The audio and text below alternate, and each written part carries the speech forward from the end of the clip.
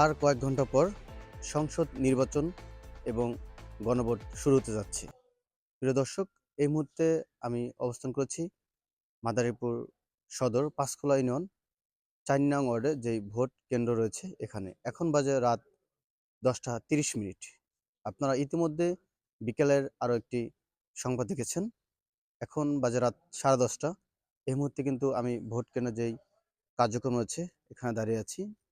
আমাদের ইতিমধ্যে যে গেট রয়েছে এটি তালা মারা রয়েছে এবং বিকেলে যেই লোকজন ছিল এখন আর রাতে ওই লোকজন নেই। সবার যার যার বাসায় চলে গেছে।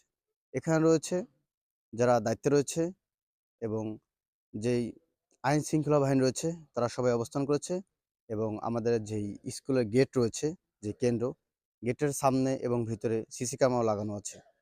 সুন্দরভাবে আমাদের এই পরিবেশটা রয়েছে। এটা হচ্ছে রাতের সংবাদ ছিল এবং দেখা হবে আগামীকাল সকাল ৭টায়। যারা বিভিন্ন জায়গা থেকে আমাদের এলাকার যারা প্রবাসী রয়েছেন, তারা প্রবাস থেকে যারা সরাসরি দেখতে চান, অবশ্যই আমার আপন ভাই ফেসবুক পেজটি ফলো দিবেন এবং আমাদের সাথে থাকবেন। দেখা হবে আগামীকাল সকাল ৭টায়। সবাই ভালো থাকবেন, সুস্থ থাকবেন। আসসালামু আলাইকুম।